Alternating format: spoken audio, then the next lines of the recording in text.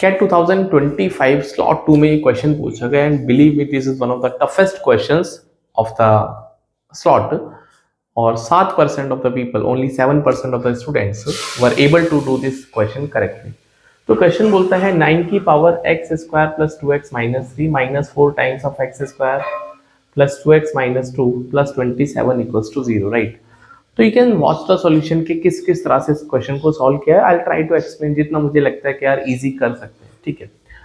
तो ये लिखा है 9 की power x square plus 2x minus 3 minus 4 times of 3 की power x square plus 2x minus 2 and मैंने क्या किया, मैंने इस 27 को इधर ले गया and 27 you know that is 3 का क्यूब होता है, तो दिस इज माइनस 3 का cube, right. This is minus 3 का क्यूब। सो फिर से इसको सोचना है x square plus 2x minus 3 minus 4 times of 3 की power x square plus 2x minus 2।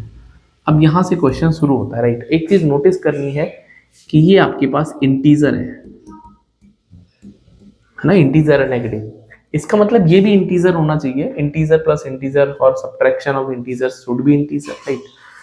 और ये आपके पास आना चाहिए माइनस का 27, राइट। माइनस का 27 तो सोच के देखो 9 और 4 इंटू समथिंग में, भाई 9 प्लस 4 इंटू समथिंग कुछ भी ले लेते हैं, वो 27 माइनस का आना चाहिए, राइट। तो क्या क्या पॉसिबिलिटी है, तो एक पॉसिबिलिटी बनती है कि सर अगर ये 9 है और ये 4, ये माइनस का है, सॉरी बीच में माइनस का साइन है हमारे पास, 9 माइनस 4 इंटू समथिंग, राइट।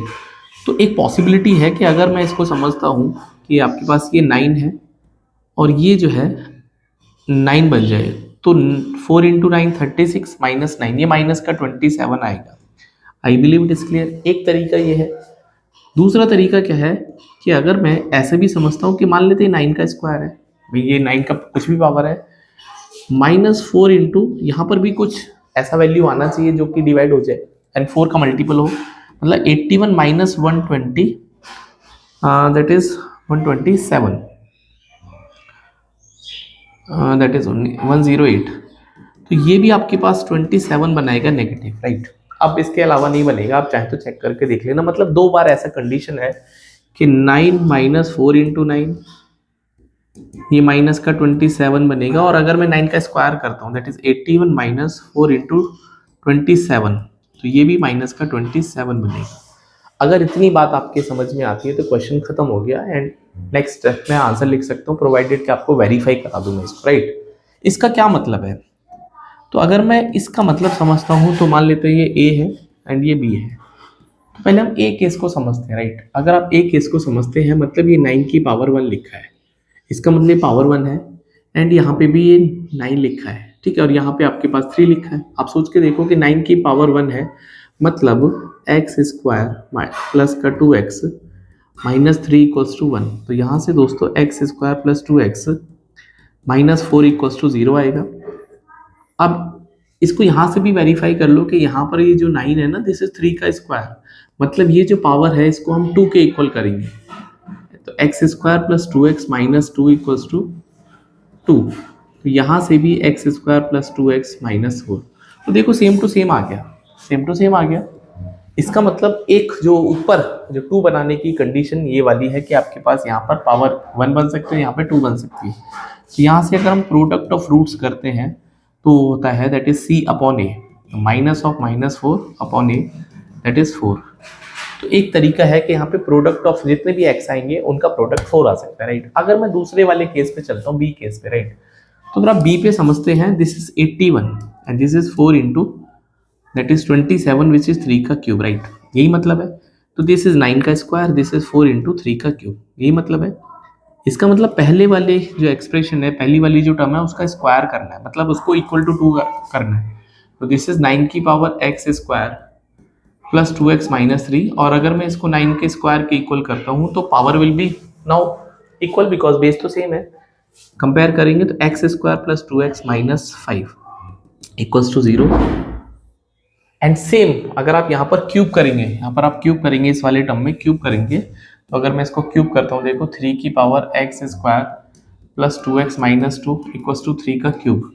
तो यहाँ से भी दोस्तों x square plus 2x minus 5 equals to 0, same बन गया। इसका मतलब एक और कंडीशन है जहाँ पे ये 3 बन सकता है, राइट, यहाँ पर ये 3 बन सकता है। तो यहाँ पे भी अगर मुझे प्रोडक्ट ऑफ रूट निकालना है तो this is again minus of -5 upon 1 that is 5 आ जाएगा, राइट, सारे कंडीशन से। तो आपके पास दो पॉसिबिलिटी है जहाँ पे आप इन कंडीशंस को सेटिस्फाई कर सकते हैं, जहाँ से आपके पास ये वैल्यूज जो है सेटिस्फाई हो जाएंगी। तो product of all possible values निकालना था। तो एक बार तो आपको मिला है 4 और एक मिला है 5, राइट। तो अगर हम प्रोडक्ट करते हैं 4 × 5 का तो आपके पास जो आंसर आ जाएगा वो 20 आ जाएगा, जो कि ऑप्शन नंबर बी में दे रखा था, राइट।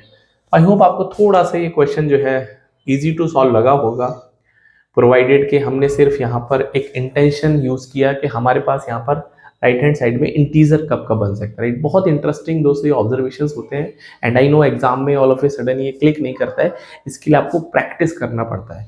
मेरा काम है आपको इस तरह से सोचना सिखाना, जिससे कि आप चीज़ों को ऑब्जर्व कर पाएँ, क्योंकि ऑब्जर्वेशन बड़ी कमाल की चीज़ है।